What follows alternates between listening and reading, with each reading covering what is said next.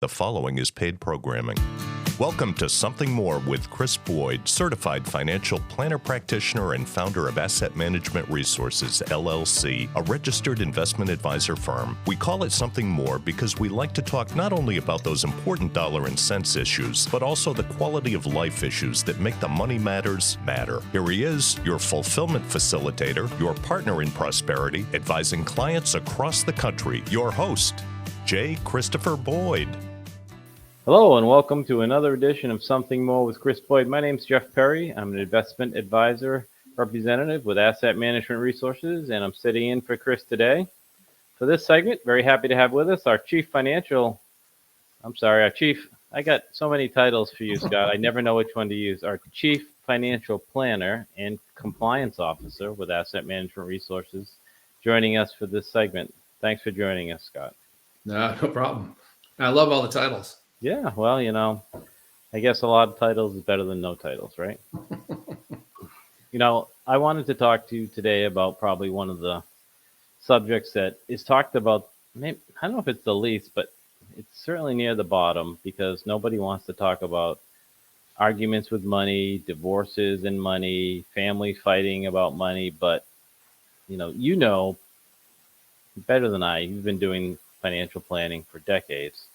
And you've worked with literally hundreds, perhaps thousands of clients. So I'm sure you have lots of stories, which I'm not going to ask you to share on this segment, but lots of stories of husbands and wives or just families, siblings, whatever the context is, of fighting or disagreeing or dividing families over financial issues. Yeah.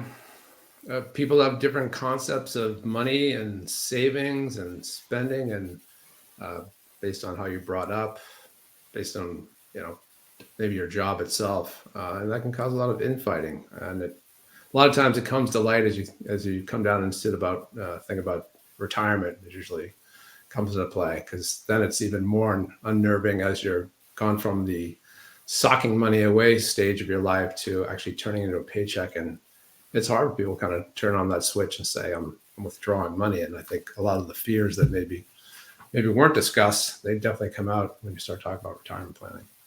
That's a real strong point.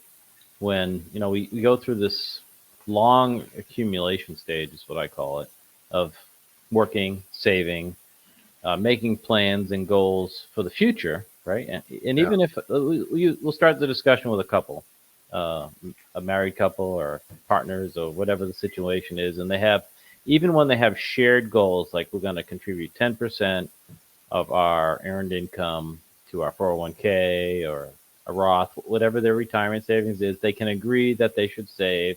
Maybe they've come into talk to someone like you or our other planners at Asset Management Resources, and they have a agreed upon plan to get to retirement. And they even have that, the thing that I think Chris Boyd and I were joking about on a previous episode is everybody wants a number, right? Yeah. They want to say, what's my goal? Like, how much do I need to save for retirement? So let's say this imaginary couple, which is probably more realistic than imaginary, their goal is $1 million each that they want to save in their 401ks or retirement plans for retirement.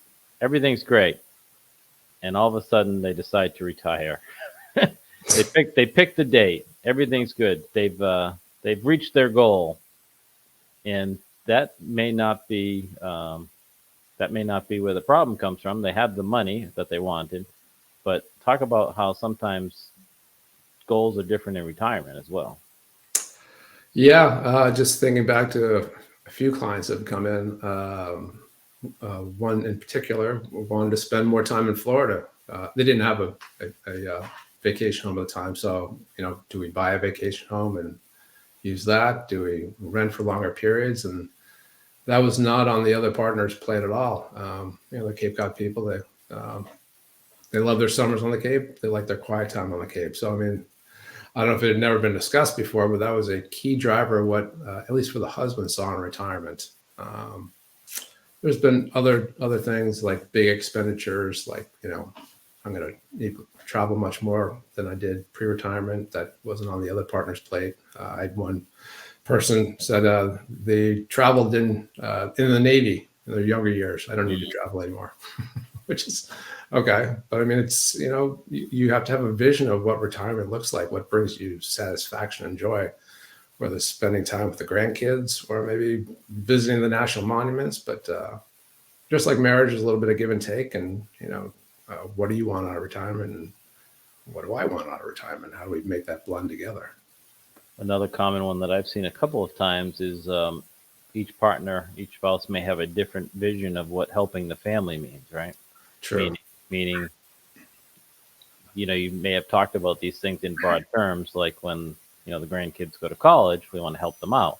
Well, that sounds like an agreement, but how much do we want to help them out? How does it affect our own financial plan? Or, one of your children get divorced, and you want, maybe one party, I'll say the father, wants to run in and save his daughter and, set her up with a new apartment and buy her a car and take care of her and, give her a stipend, while the other one's saying, the other spouse may be saying, no, she needs to live on her own. She needs to learn these lessons. She needs to make her own way. She's an adult. And these are other things that, so many other scenarios that happen. Sadly, we see in, the last 15 years, a lot of addictions in families, a lot of children and grandchildren. And there can be disagreements on how to step in and what that means financially. So all this, go ahead, Scott. You go the other direction. One side of the family's mother or father is going to need assistance, support, possibly moving in, whatever it may be. That's a big strain. Yeah, your elderly parent or in-law has an expense, needs a new roof, and doesn't have the money. It's not your legal responsibility. It's, we can argue if it's your moral responsibility, but what do you do, and how does it affect your plan? So all these issues and more, we think about and we talk to our clients about as we're doing our financial plans. And one of the best things about having a fiduciary of someone who has your best interests at heart and working with them is when you have this stuff come up as a client, like, okay, my mother-in-law needs a new roof. Let's check with our financial advisor and see if we spent 20 grand on that roof, how does it affect our model, right? Well, we can be the devil's advocate. We're looking for our clients' best interests, and we don't have the emotion that they have tied into it. And, I mean, it might be a little harsh to say, like, you can't do 30,000, but maybe you do 15, and that may not be what they want to hear. But we're trying to essentially protect them for retirement and put them in a better spot. So it's it's a little bit of give and take there, but I think it's our job to be a little take the emotion out of it, and what can we do to assist, but without putting a strain on your retirement too much. These issues come up all the time in the work that we do, helping our clients. But it also, I just saw it, a very decent article, not too long. If people want to check it out, it's in Bottom Line magazine, which I happen to get at home. And it was under family finances, and the title was How to Handle Marriage and Money. And that's inspired me to want to talk about these issues, Scott.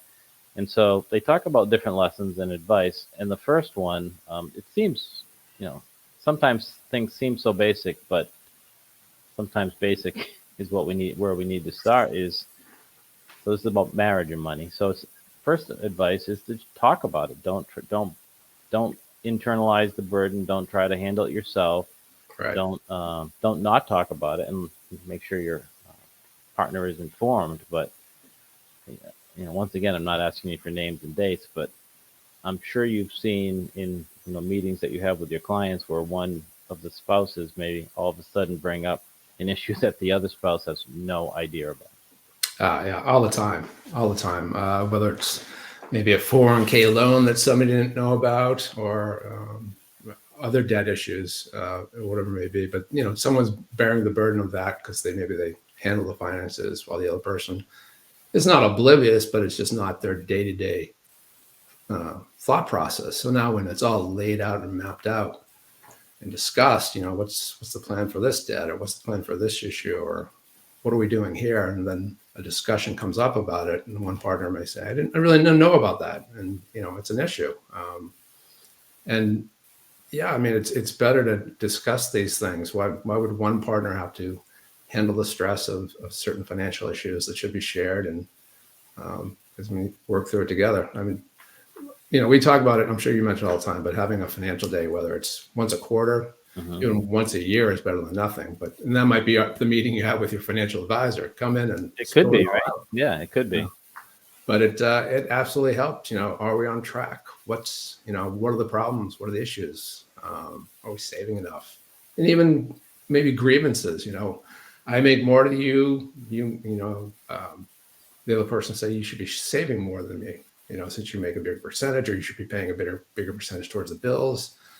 And it may not even have entered your mind, but it may be in the back of your mind. That this bothers me a little. We're a little short in cash flow, and maybe we need to even things up or make things a little more equitable. So, yeah, I think it's important to have those discussions. Yeah, and there's no perfect answer for us to share with the listeners today, or even our clients, because each couple, each married couple, which is the topic of this article in Bottom Line, is a little bit different. If you're a younger couple and you come into a marriage with no assets and you built your life together, and we'd have different advice for you, a young couple, where say you have a couple in their 50s or even older who are getting married, maybe a second marriage, and they have assets here, there, they have obligations here and there. Our advice would probably be different, right? Yeah. So there's not one single answer. But on the topic of talking about it, the article that I'm referring to in Bottom Line, How to Handle Marriage and Money, talks about even if you have that one partner who is oblivious, purposefully oblivious, right? They either have a big job, or they just do things around the house, or they have hobbies. Maybe the husband's out playing golf, the wife takes care of all the money, and nobody cares because it works. But that doesn't, I guess the advice here that I'm trying to come across is that doesn't mean that the party handling the money shouldn't communicate with the other party, even if they're not super interested. It's almost, my view, they have a duty to inform the other party of things that are going on, or, whatever the situation might be. Do you share that? Yeah. I mean, you may not need to share how Apple stock has done over the past quarter, but I think you need to share where you stand as far as assets and debt and issues, and what's our game plan for paying off the mortgage? Are we on track and everything? I think you need to at least cover the big picture. That other person may not want the details and may bore them, but they need to have a pretty good idea of the big picture. Yeah, you mentioned, to go back to that financial day that you talked about, and you said sometimes it might just be when you're meeting annually for your review with your planner. In a perfect world, what would you suggest, though, of how often they should meet, and kind of not so much the details of everything, but what do you think is a good recommendation for most married couples on having that, I won't say formal, because you don't need to dress up, but what's the what do you think? I doubt it happens enough, but I'd love quarterly. I mean, you could just time it with your financial statements coming out. How are investments doing? I got a raise. Maybe I'm going to boost some money towards my 401k, but just having a little discussion and just see what. So it's rather than the blind eye. If I haven't looked at my 401k for a year, Right. Let's sit down, see how it's doing. Do we need to make some changes? Do I need to call my advisor? Are we doing the right thing? Are there any issues we should be addressing? And for a lot of folks, there's always something. I haven't finished that estate plan. You know what? I've been meaning to adjust my car insurance or reshop it around. There's always something to talk about. So I think once a quarter is great. Yeah, I agree with that, quarterly, because it does coincide with statements, and it also is a great opportunity to talk about goals that you have. You referenced the estate plan. That's something that we see a lot of clients know that they should do. Right. They may even have these initial conversations with each other about distribution of assets or whatever may be unique to their family, and they put it on a to-do list in their head, or hopefully on paper, but in their head, and they don't get to it because who thinks they're going to pass away in the next quarter, right? Right. And so having a list of your goals, or a list of to-dos actually written down, in this quarterly meeting, all right, what's outstanding?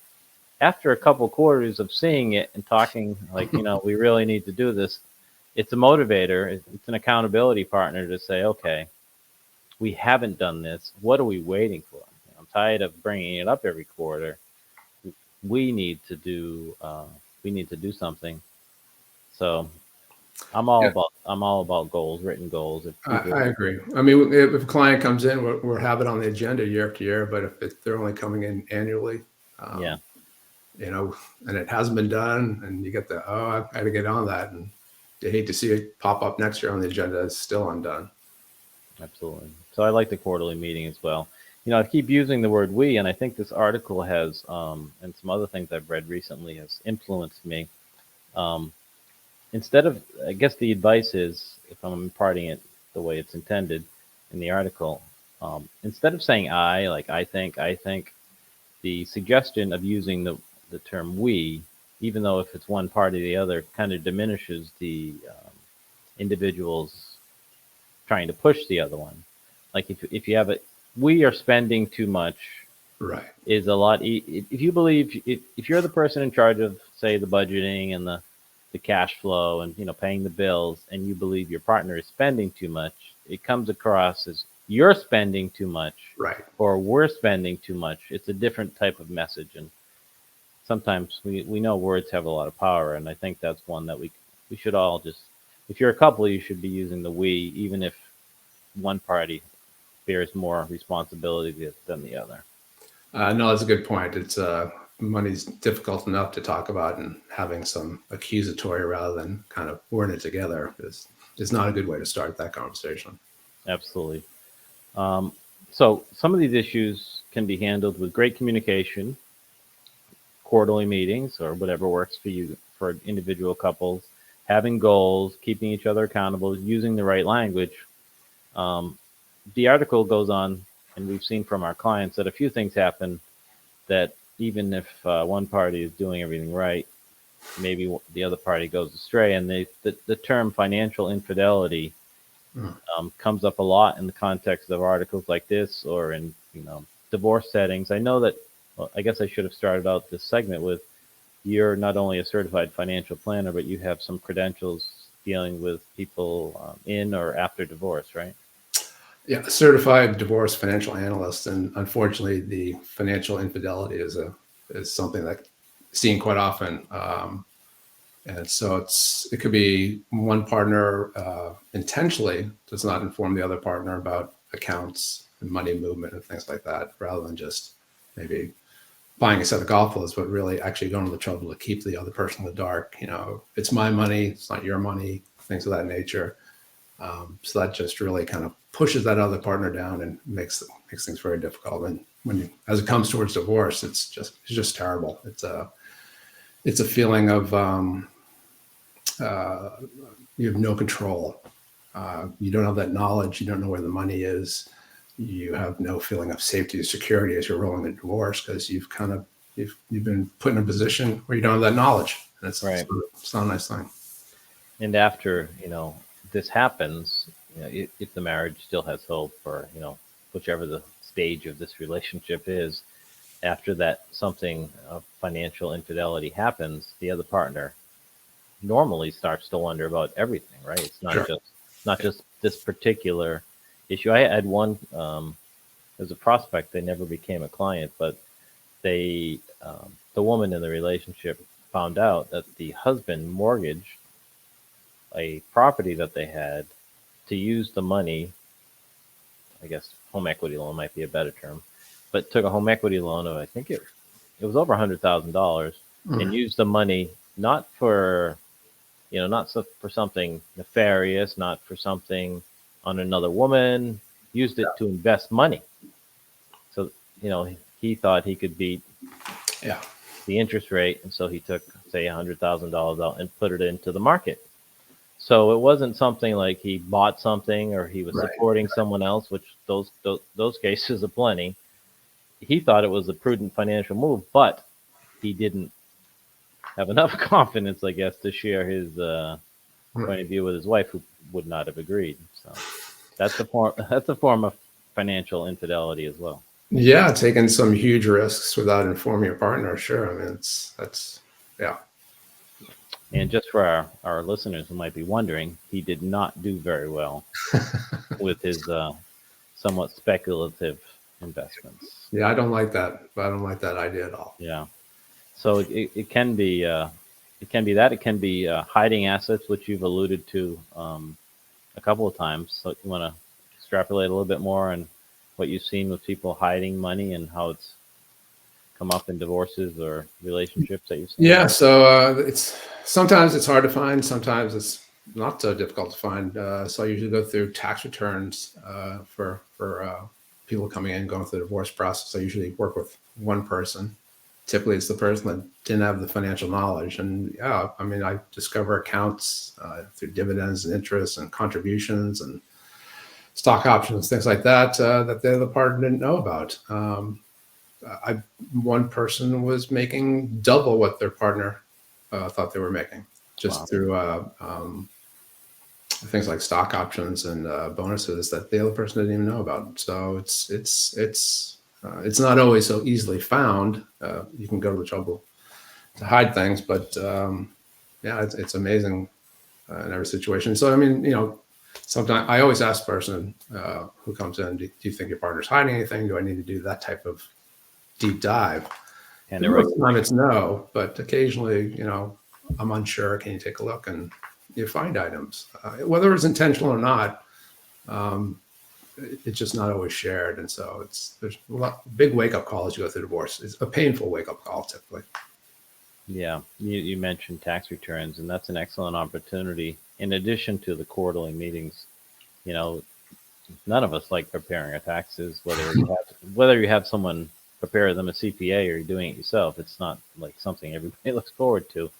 And I would suspect across America that when the taxes are done, they come in an email, or which is probably even worse for people to review, or they come in an envelope, or you do them yourself. If you're not the one who's been working with the CPA or preparing the return yourself, Right. the other partner probably just slides over to the kitchen table and signs it. True. It's very prudent for both parties to sit down and use that as an opportunity to conduct their own kind of review, because if it's a joint return, things are going to be on that return that could bring up issues.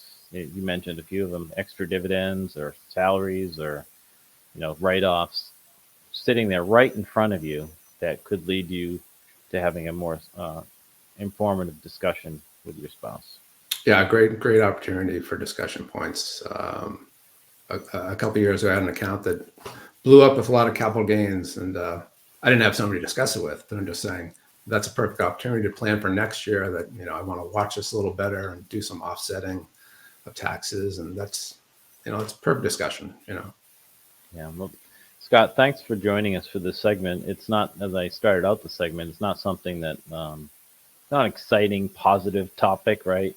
Financial infidelity and marriage problems revolving around money, but we do know the statistics of the reasons why couples break up, why marriages end, short marriages, midterm marriages, long marriages, is financial issues. And this is the big category. If people want to read that article, they can go on to bottomlineinc.com and search how to handle marriage and money. It's got a lot of interesting topics in there, some of which we shared today.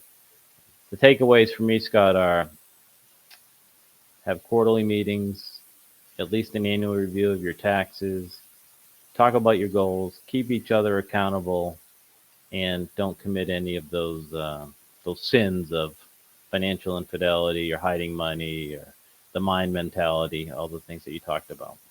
Yep, communication is key. It is. Please join us for another segment, and until then, keep striving for something more. Thank you for listening to Something More with Chris Boyd. Call us for help, whether it's financial planning, portfolio management, insurance concerns, or those quality of life issues that make the money matters matter. Whatever's on your mind, visit us at amrfinancial.com or call us toll free at 866-771-8901 or send us your questions to radio@amrfinancial.com.